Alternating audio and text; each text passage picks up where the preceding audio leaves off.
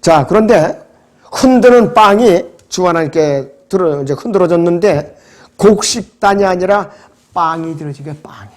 누룩으로서 이제 만들어진 빵이 들어진 것이. 빵은 교회의 동질성을 나타내죠. 가루로 만들어갖고 한 덩어리를 했어요. 교회는 예수 그리스도의 몸인데 이질적인 특성과 생각과 기질을 가진 성도들이 결합을 해서 된 것이 진정한 몸이에요. 그럴 때는 빵이 그것을 상징하는 거예요. 빵이 됐으려면 그냥 간단히 나오는 게 아니잖아요. 가루로 갈아서 반죽을 해서 거기다가 누르고 집어넣어서 부풀려서 적당히 쪄서 그렇게 해갖고 내놨다 이거예요. 그럴 때는 교회 성도들은 한 사람 한 사람은 소중히 여길 줄 알아야 돼. 서로 시기 질투하거나 모함하거나 세상 법정으로 끌고 가거나 이런 짓 하면 안 돼요. 너무나도 참 안타까운 일이에요. 그런데 세상 법정으로 끌고 가는 일이 비일비재해요. 너무나도 비참하다 이거예요. 그래서 오순절은 예수 그리스도의 제자들이 성령에서 한 몸으로 이제 한 몸 안으로 예수 그리스도는 한 몸 안으로 침례받은 오순절날에 바로 이루어진 것이에요. 그때 오순절이 굉장히 소중하다 이것이. 이스라엘만의 오순절이 아니에요. 이방인 그리스도인들과 해도 떼을래야 뗄 수 없는 절기란 말이에요. 바로. 그리고 오순절과 나팔절 사이에는 4개월 동안의 이제 기간이 있어요. 그때는 이제 농사를 짓는 기간이에요.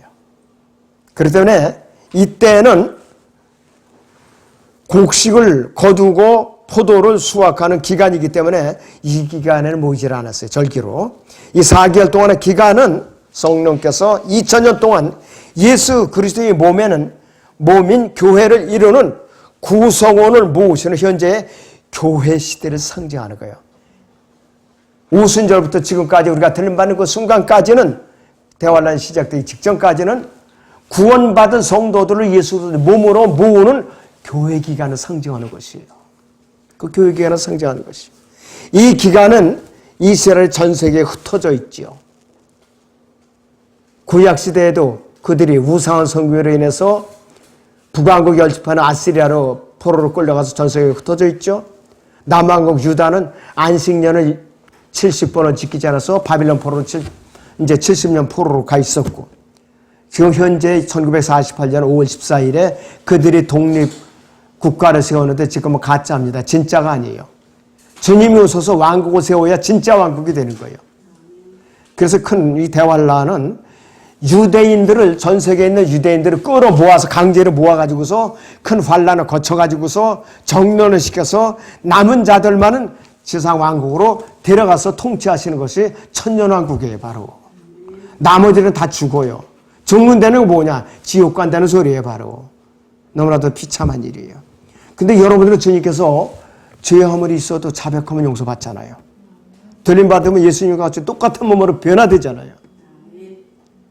여러분들 이 대환란은요, 생각 자체가 끔찍한 거예요. 남으면 안 돼요. 어떤 사람들은 대환란을 통과할 준비를 하자 이렇게 아주 망발을 일삼거려도 그건 큰일 날 소리예요. 절대로 남으면 안 돼요.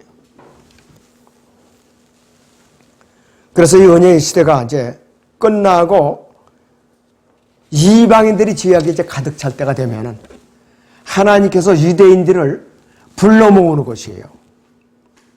얼로 이스라엘로 팔레스타인에 불러 모아가지고서 큰 대환란을 갖다 통과시킬 준비를 하고 있는 거예요. 우리는 그 보기 직전에 올라가요. 그리고 이제 위에서 올라가면은 큰 환란의 상황을 우리가 볼 수가 있어요.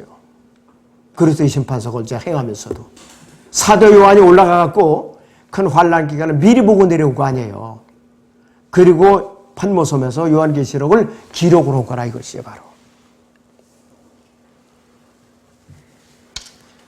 자, 그렇기 때문에 우리는 이스라엘에 대해서 빈말이라도 저주를 하거나 그들을 갖다 멸시를 하거나 그렇지 않으면 유엔 같은 데서 우리나라가 이스라엘을 반대하는 투표를 던지지 않도록 해야 돼요. 지난번에 사무총장 10년 했던 사람이 못된 짓을 너무나도 많이 했어요. 팔레스타인 땅을 내주라고 그렇게 부추기고 그렇게 이스라엘을 들볶았어요. 참 안타까운 일이죠. 그러면 오순절은 어떤 날이냐? 성령께서 이 땅에 오신 날에 여러분들 아시는 바와 같이 오순절에 대한 가장 확실한 사실은 성령께서 예수 그리스도의 유기체로서 몸인 교회를 탄생시키기 위해서 이 땅에 강림하신 사건이에요. 바로 교회가 탄생한 날이에요. 12 제자들을 중심으로 신약교회가 탄생한 날이 오순절이에요. 바로 사도행전 2장 1절에서 4절을 보겠습니다. 그 후 오순절 날이 되자 그들이 다 하나가 되어 한 장소에 모였는데 갑자기 하늘에서 거친 강풍 같은 소리가 나더니 그들이 앉아있는 온 집안을 가득 채우더라. 거기에 불같은 모양으로 갈라진 혀들이 나타나 그들 각 사람 위에 몸을 더니 그들 모두가 성령으로 충만하여 성령께서 그들에게 발설하게 하신 대로 다른 방언들로 말하기 시작하더라. 당시 예루살렘은 신앙심이 깊은 유대인들이 천하 각국으로부터 와서 머물고 있었는데 그때 이 소문이 퍼지니 무리가 함께 모여 혼란이 생겼으니 이는 각 사람이 자기 나라 말로 그들이 말하는 것을 들었기 때문이라.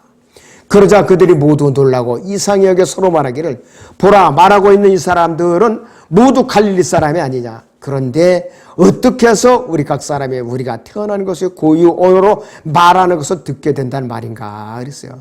그러면서 17개국 정도의 지역에 있는 유대교나 유대교로 개종한 사람들까지 다 와갖고 그 사람들이 자기 나라에서 살던 고유 언어로다가 말이 들린 거예요. 여기서 다른 방언들로 말하기 시작하더라는 이 다른 방언들이 다른 지역 언어들을 말하는 것이에요. 알지 못하는 말이 아니라 이것이에요. 그 사람들이 크게 오해를 하고 있어요.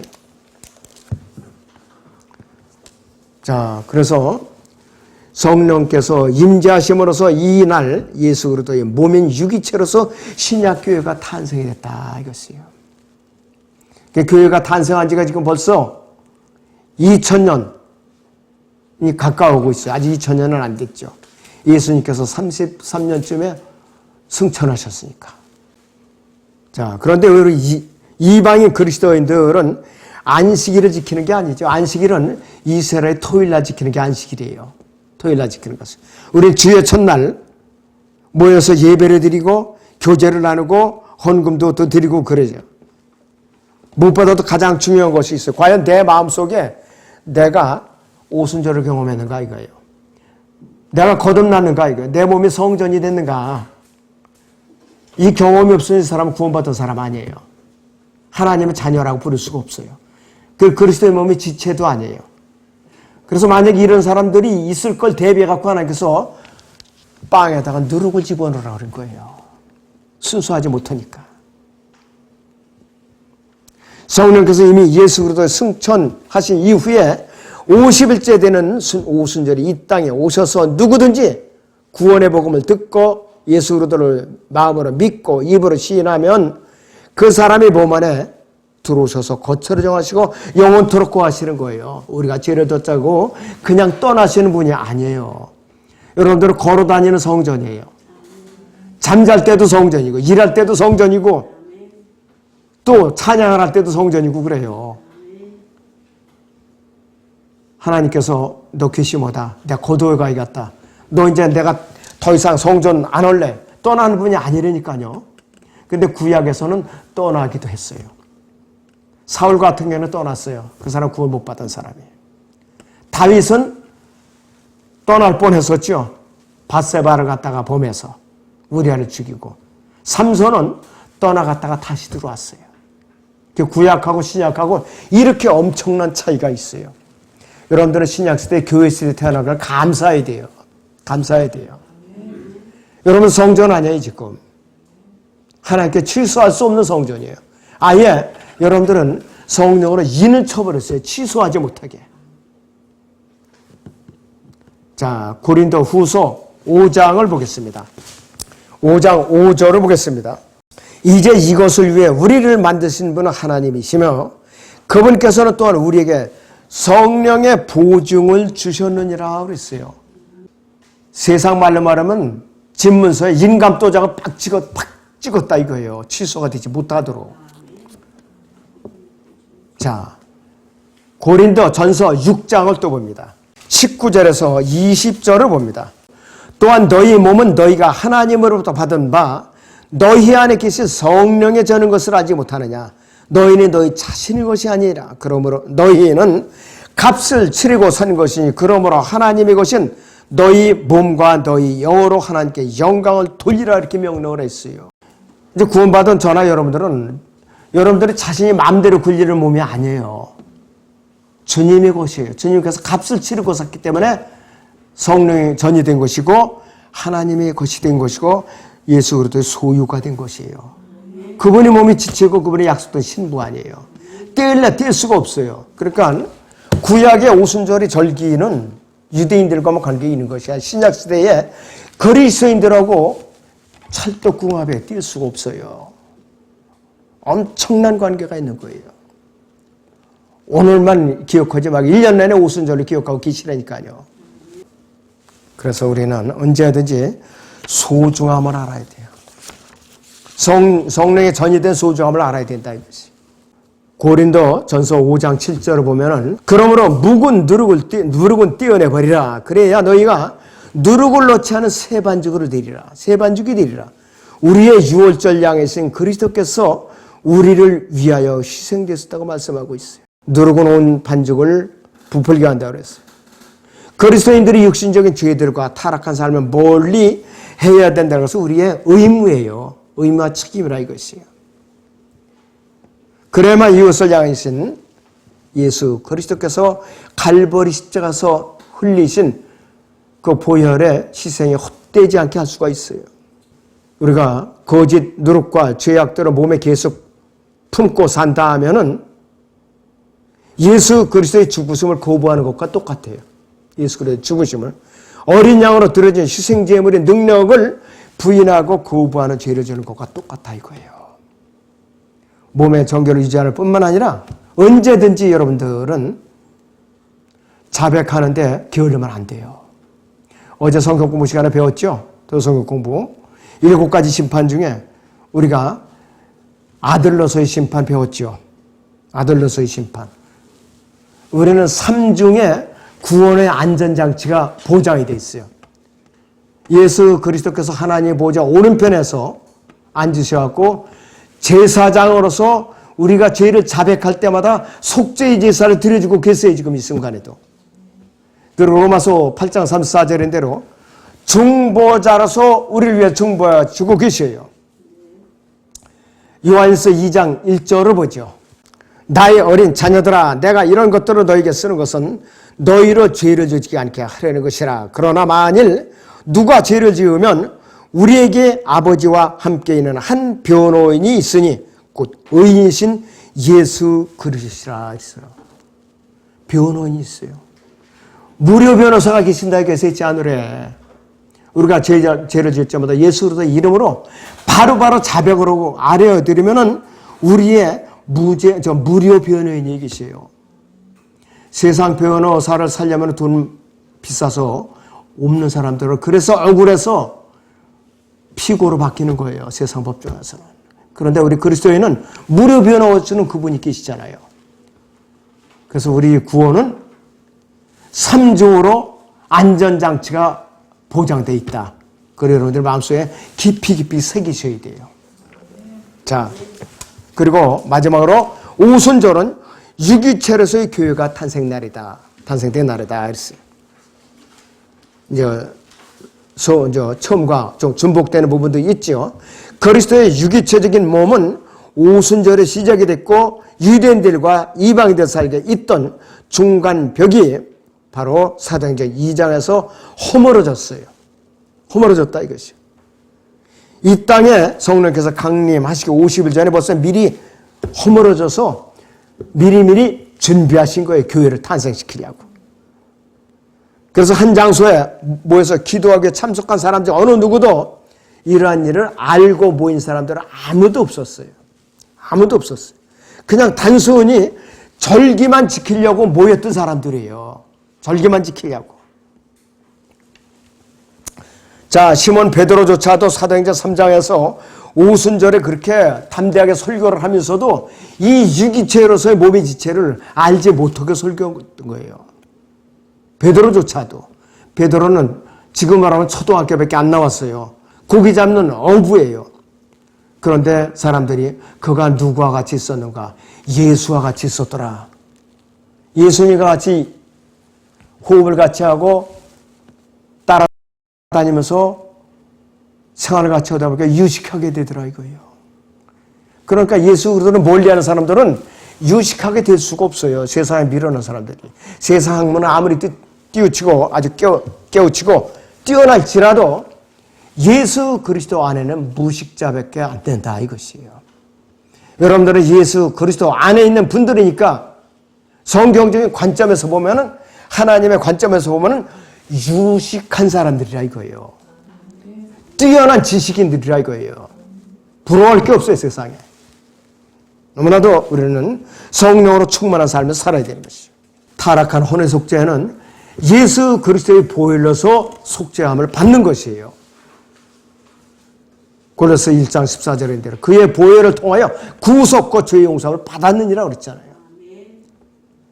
거듭나는 것은 기록된 살아있는 하나님의 말씀으로 아담 안에서 죽은 영이 다시 살아난 거예요. 그걸 거듭났다고 말하는 것이 바로.